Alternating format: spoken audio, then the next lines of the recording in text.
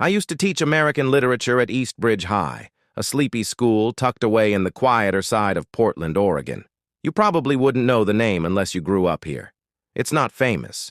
We had no championship football team, no groundbreaking alumni, no big tragedies to headline the news. Just routine, the kind of peace you only appreciate once it's gone. I was Mr. Kessler to most, David to my peers. I loved teaching, not the bureaucratic maze of grading rubrics or faculty meetings, but the moments when a student's eyes lit up because they finally understood what Steinbeck meant by the dust-choking hope. That was the reward. That was everything. But peace is fragile, and the internet is a scalpel in the wrong hands. It started with a tweet. Isn't that how most modern witch hunts begin? Just found out my high school English teacher followed me into the parking lot after class 3 years ago. Super creepy. He used to comment on my clothes, too. "Mr. Kessler, you're not slick." The tweet came from @KayaKnows, real name Kaya Langford, a 20-year-old influencer with 2.3 million followers. She was a former student of mine, though she never once stayed after class or asked questions, always on her phone, quiet, disconnected. At first I laughed, honestly. I thought it was a mistake, a joke. I hadn't spoken to Kaya since she graduated, and I certainly never followed anyone into a parking lot. But Twitter doesn't wait for facts. It only demands blood. Within 48 hours, number Creep Kessler was trending. I had him too. He gave me weird vibes. He once gave me a B- for not meeting emotional depth. That's code for, "You didn't flirt with me." I remember he said something about legs when I wore a skirt. Each post buried me deeper. I started recognizing names, students I'd taught, students who never once raised a concern. But now they all had stories piling on like wolves that smell an open wound. The principal called me in. "I need to place you on administrative leave while we investigate," she said, not meeting my eyes. "Based on a tweet?" I asked. "There's no complaint, no formal report, no—" "It's gone beyond that. It's public now. We're getting calls, emails, parents are upset, sponsors are pulling funding." I walked out of that meeting without a job. By the end of the week, my name was on the evening news. I spent the next month in a haze. I didn't shave, barely ate. My apartment started to smell like coffee grounds and regret.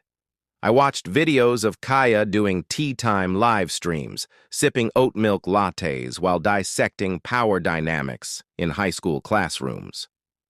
"I never felt safe around him," she'd say, doe-eyed. "He always gave me this look, like I owed him something." I screamed at my screen. You're lying, and you know it." But no one could hear me. The worst part wasn't the job. It was the silence from people I'd called friends, colleagues.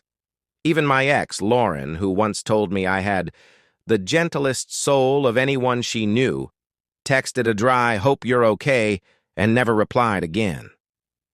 My name was poison. I couldn't even apply for a cashier job without Google betraying me. I kept replaying it in my head, the exact day Kaya was referencing. We had an early release due to weather. She left class before the bell, I remember that much. I went to the parking lot, but not after her. I'd dropped a book in my car earlier and needed it for fourth period. But the details didn't matter anymore. Perception was the truth now. One night, sometime around 2 a.m., I typed her name into a search bar. Not Twitter, not YouTube. Court records. I don't know what I was looking for. Maybe I hoped someone else had caught her lying. Maybe I wanted proof I wasn't insane. That's when I found something. A lawsuit.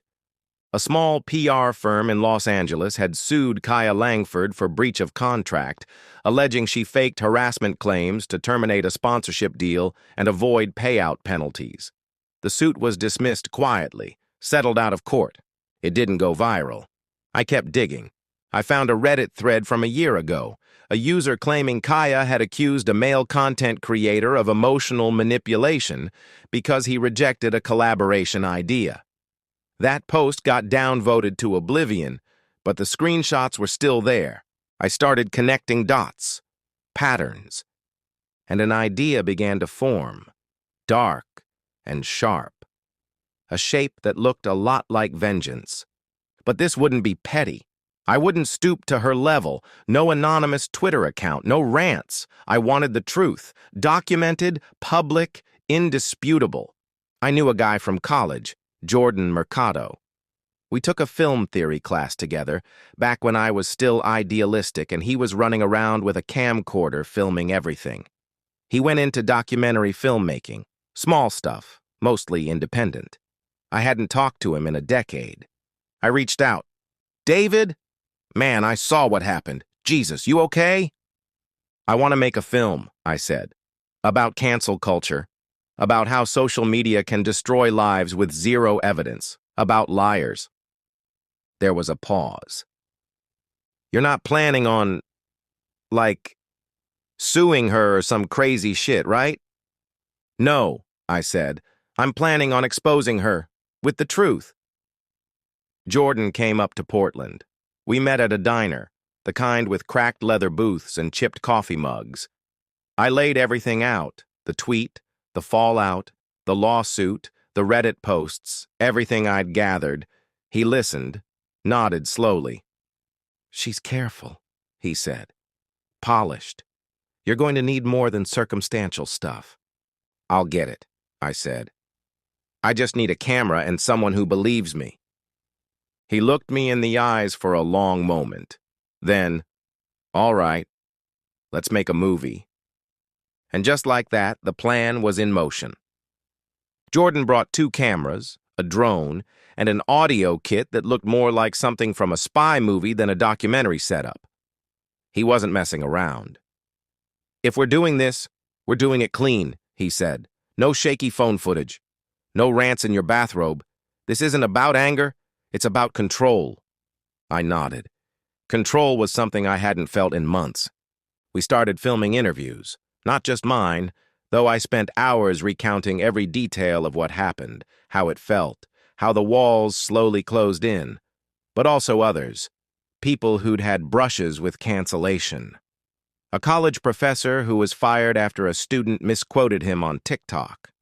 A small business owner accused of racism by a competitor using fake Yelp reviews.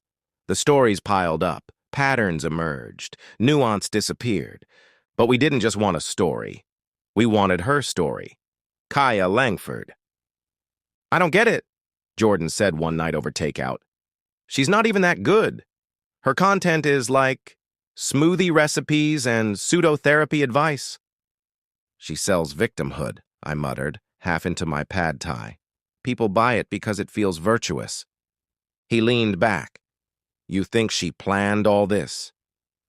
She's not dumb, I said. She knew what that tweet would do. You don't fire a shot like that by accident? Jordan raised an eyebrow. Then we're not making a documentary. We're making a heist film. To build the case, we needed real proof, not just patterns and allegations. So we followed the money. Kaya had recently launched a self-help app, Glow Up, full of affirmations, trauma healing meditations, and personalized horoscopes. The app had been downloaded nearly 1 million times, but there were rumblings online about shady billing, locked features that were advertised as free, and users getting charged even after canceling subscriptions. We reached out to a few of the users who complained. Most ignored us. One agreed to talk. Her name was Tanya, a single mom in Ohio whose teenage daughter had looked up to Kaya as a role model. She just started spiraling, Tanya said on camera. Everything was trauma. Every bad day meant someone was toxic. She blocked her best friend over a disagreement about sushi. Kaya teaches these girls to believe that feeling uncomfortable is the same as being violated. Jordan leaned in. And the app? I had to call my bank to stop the charges. There's no customer support. It's a grift. That was something. Not the smoking gun, but smoke. I started combing through Kaya's old videos and live streams, watching them frame by frame. It was like studying a predator. Everything designed to appear safe, open, soft. But underneath that curated vulnerability, there were cracks. One stream caught my eye. It was from just after she posted the tweet about me. She said, "It's wild how one little memory can just bubble up and suddenly you're like, oh my God, that wasn't okay. That teacher gave me weird energy. I was 17. I shouldn't have had to question if he was being inappropriate." She smiled. "But y'all are so validating. Thank you. Really. This community is everything." I paused, replayed it. One little memory can just bubble up. Not an accusation. A feeling. A vague, malleable discomfort. Jordan noticed, too. She leaves just enough room to slither out if she's challenged. Nothing concrete, just enough to ruin you without having to prove anything. "That's the game," I said. "Throw the stone. Hide your hands." We needed someone closer to her, someone inside. I remembered Brielle. She was in Kaya's graduating class, sharp, opinionated, and never afraid to speak her mind. We butted heads once over The Great Gatsby. She thought Daisy was a feminist icon. I didn't. She respected me because I challenged her. I respected her because she challenged back. I found her on Instagram and sent a message. She responded the next day. "Holy shit! I can't believe what they did to you. I knew that tweet was BS. Kaya's full of it." We met at a coffee shop. She looked older than I remembered, but in the way confidence adds years. She ordered her latte with almond milk and no foam. "She always wanted to be famous," Brielle said. "Even in high school, her whole thing was reinventing herself. She'd change her entire personality every semester. Once it was crystals, then veganism, then fake activism." "Why me?" I asked. "Why the tweet?" "She needed a trigger, a big emotional beat to kickstart her new brand, the whole healing trauma thing. You were easy, quiet, reclusive, no family, no one to fight back." I felt my jaw tighten. "She built a platform on my grave." "No," Brielle said, sipping her drink. "She built it on the bodies of many people. You were just the first who mattered." Jordan was skeptical about involving Brielle further, but I wasn't. She had insight. And more than that, she was angry. Not the loud, performative kind. The cold, surgical kind. "She's doing a panel next month," Brielle said. "Downtown LA, women in new media." A public event. Cameras, press questions. Jordan's eyes lit up. "We crash it." "Not physically," I said, "but we use it." We crafted a plan. Brielle would attend as a guest, mic'd up. She'd ask a question during the Q&A, something calm, disarming, but laced with a trap. And we'd film everything. The night before the panel, I couldn't sleep. I kept replaying every scene, Kaya standing on stage basking in applause. Me sitting in my apartment, rotting under accusations. Her smiling on screen, selling victimhood. Me, invisible. I looked at myself in the mirror. The bags under my eyes had settled into permanent residence. My beard was uneven. I looked like a man who had nothing left to lose. But this wasn't desperation. It was purpose. "I'm not going to ruin you, Kaya," I whispered to the mirror. "I'm just going to let the truth catch up." The Women in New Media Summit was hosted in downtown LA, in one of those hotels with valet-only parking and carpet that smells like overpriced champagne and ambition. Kaya was a keynote speaker on a panel titled, "Owning Your Story, Turning Pain into Power."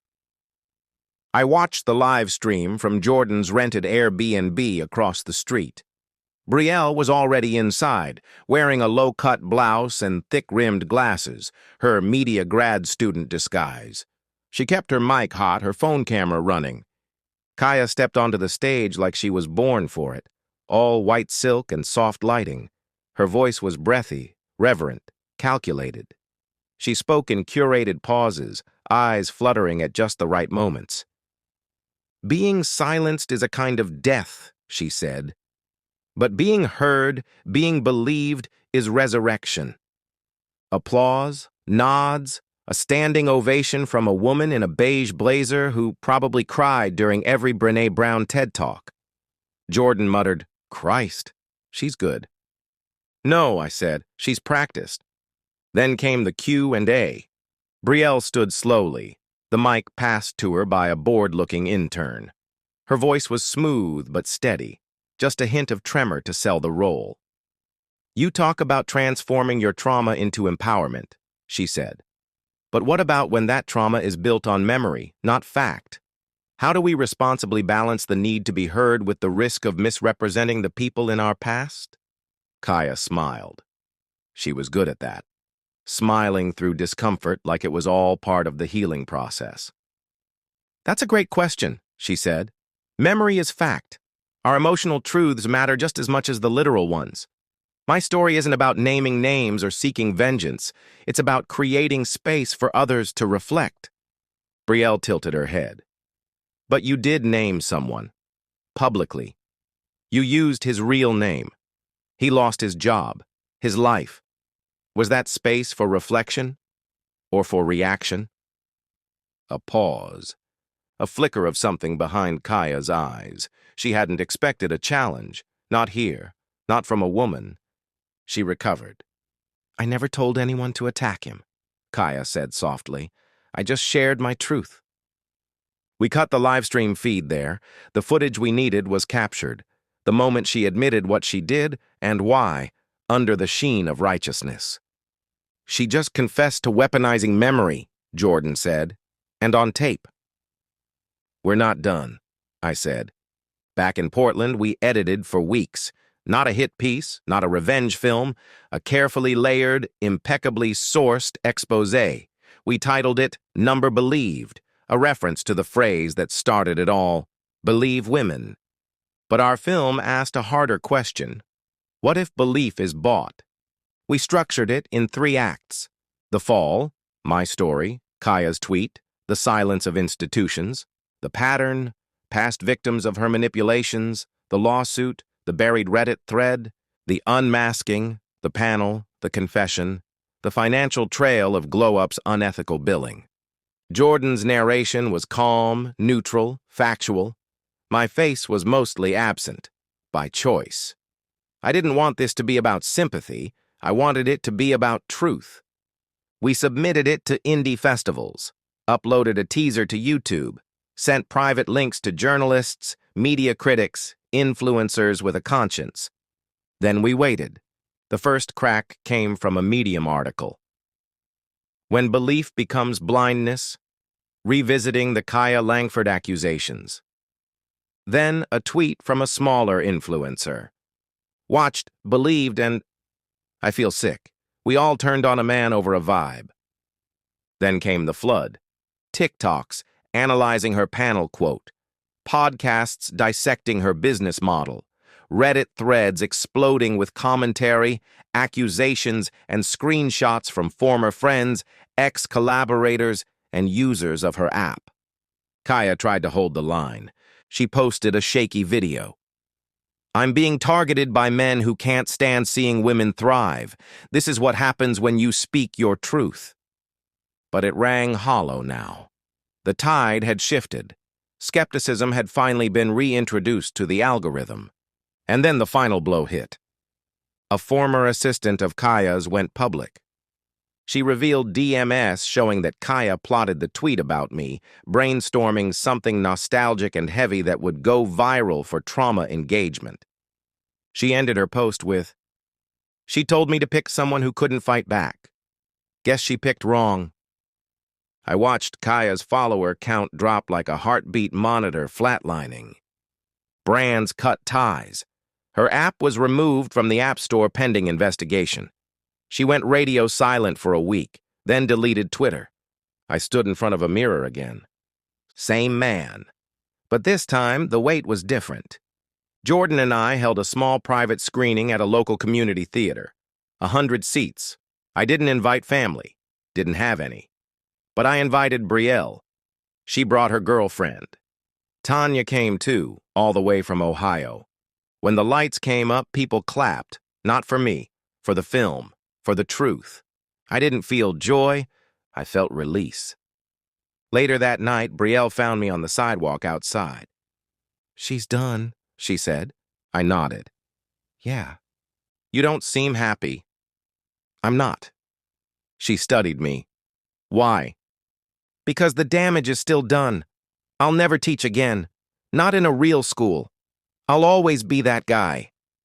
She touched my arm gently. "But now they know she did it. That's not nothing."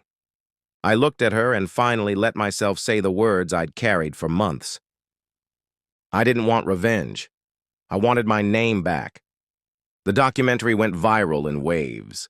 First, it was small, a few niche media outlets, indie YouTubers, Reddit sleuths, but then it jumped. A major entertainment blog picked it up, writing, "A chilling examination of digital lynching and the influencer economy. Believed is a necessary gut punch." Then it hit cable news. They brought in experts to dissect it. Psychologists, former PR reps, even a university ethicist who claimed we were ushering in the second wave of accountability. A few of them still hedged. "Of course, we must continue to believe victims," they'd say, but stories like this remind us that nuance matters. Nuance. That word had vanished from the public square for years. Now it was clawing its way back. I didn't go outside for 3 days. Not because I was afraid, but because I didn't know what came next. Kaya stayed offline for almost a month. When she returned, it wasn't with tears. It was calculated. A minimalist black and white post on Instagram with the caption, "I've made mistakes. I'm listening. I'm learning." Comments were turned off.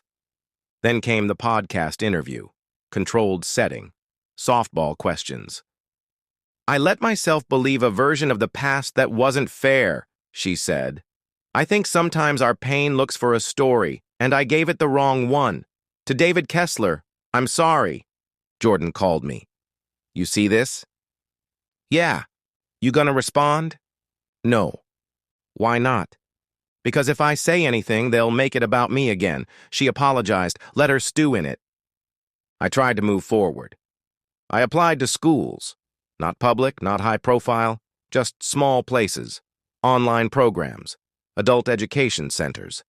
I got interviews now. Still, most ended the same way. "We're impressed with your qualifications, Mr. Kessler, but we're a little worried about the optics." Optics. I'd become a permanent asterisk. Even innocence couldn't bleach the stain entirely. But not everything was ashes. Brielle got a podcast deal after the doc went viral. Real journalism. She started a series about social media fallout and weaponized empathy. She invited me on. I said no, but I listened. Tanya launched a support group for parents navigating online culture with their kids. Jordan got picked up by a documentary distributor. He offered to cut me in. I declined. "Why?" he asked. "Because I wasn't in it for money," I said. "And if I take anything now, they'll say it was about money." He paused. "You're still scared of what they think." "Yeah," I said, "because it still matters." One night I got a message. Private. Anonymous. The kind that makes your stomach flip. I was in Kaya's class too. I stayed quiet during all that. "I'm sorry I didn't speak up. You never did anything wrong. You were one of the best teachers I ever had." There was no name, no reply option. But I sat there, staring at that screen for a long time. Longer than I probably should have. Then I shut my laptop and cried. Not out of sadness. Out of release. A month passed. Then another. And one afternoon, walking through a Portland bookstore, I saw it. Kaya's book. Glass Girl, Memoirs of a Digital Survivor. On the cover, her face soft-lit, lips parted like she's about to whisper a secret. Below it, a subtitle. When the internet decided I was a liar, I chose to become something truer. I picked it up, flipped through. The chapter about me was brief, sanitized. She framed it as a misremembered incident amplified by trauma response. No full admission, no real guilt, just a rebranding of blame into emotional complexity. I didn't buy the book, but I took a picture of the page. I sent it to Jordan with a single caption, "She's back." Jordan called me that night. "Want to go on record again? We could do a follow-up." "No," I said. "I got what I wanted." "Feels unfinished." "It always will." That's the part no one tells you about justice. It's never total. It doesn't restore. It doesn't rewind. It doesn't give you back the man you were before. Justice just ends the bleeding. It doesn't heal the scar. I started teaching again. Community workshops, local library, mostly adults. Some high school dropouts, a few single parents, immigrants learning English through poetry. It wasn't glamorous, but it was quiet. Safe. One night, I asked the class to write about a moment they misjudged someone. A man in his 40s, clean-shaven, eyes tired but kind, raised his hand. "Does it count if I misjudged myself?" he asked. I smiled. That's the best place to start. 6 months passed. Spring came to Portland slow and damp. The cherry blossoms didn't care about reputations or viral hashtags. They bloomed like they always had, soft, brief, indifferent. The noise around Kaya faded, not because she redeemed herself, but because the internet found a newer scandal. That's how it works. Attention is a currency, and the market moves fast. Glow Up was removed from all platforms after a class action lawsuit gained traction.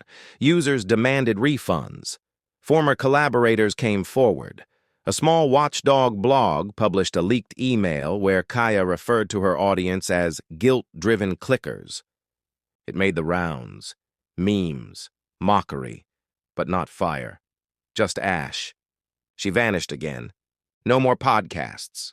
No book tour. Her apology became a footnote. Her brand, radioactive. She didn't come back this time. And me? I learned to live smaller. I taught 2 nights a week. I walked more, cooked for myself, read slowly, not to teach, but to feel.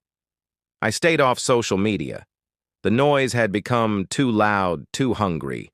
People still recognized me sometimes. A waiter would say, "Hey, I saw your documentary." That was messed up. Or a woman at the library would whisper, "I'm glad you're still teaching." They meant well, but it reminded me that I'd never really be anonymous again. I wasn't David the teacher. I was David the man who survived a lie. There's dignity in survival, but there's no glory in it. One night I got a letter, handwritten. No return address. Just my name, scribbled in neat, deliberate script. I was wrong. I told myself a story, and I believed it because it was easier than admitting I remembered nothing at all. You didn't follow me. You never said anything about my clothes. I just wanted attention. It worked. I don't expect forgiveness. I just didn't want to carry the lie anymore. I stared at that letter for hours. It felt anticlimactic, but real. Honest in the way pain sometimes is when the spotlight turns off. I didn't cry. I didn't feel triumphant. I just exhaled, deep and slow, like I'd been holding my breath for over a year. Jordan called me a few days later. "I've been approached by Netflix," he said. "They want to license the doc. Could mean wide release, global. Your story, everywhere." I thought about it, the faces, the tweets, the headlines. And I said, let it live as it is. No expansion, no sequel. The truth doesn't need a franchise. He paused. "You sure?" "Yeah. I don't want to be a symbol. I just want to be a man again." Brielle visited Portland that summer.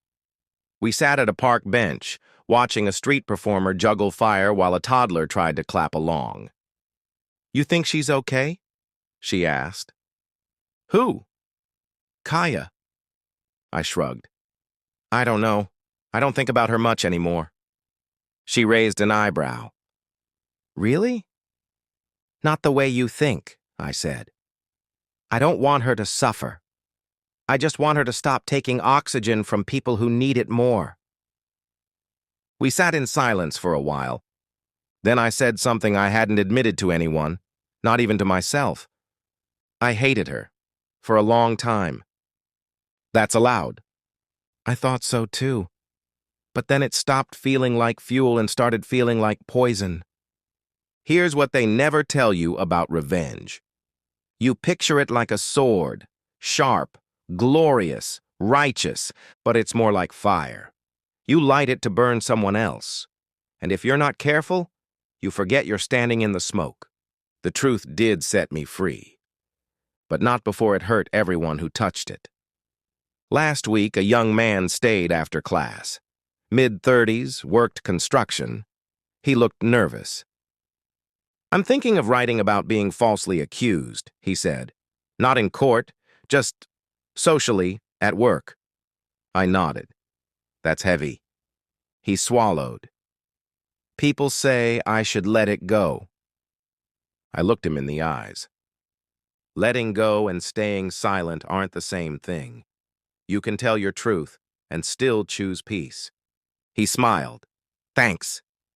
So here I am. No Twitter, no trending tags, no platform. Just my name, my class, my peace.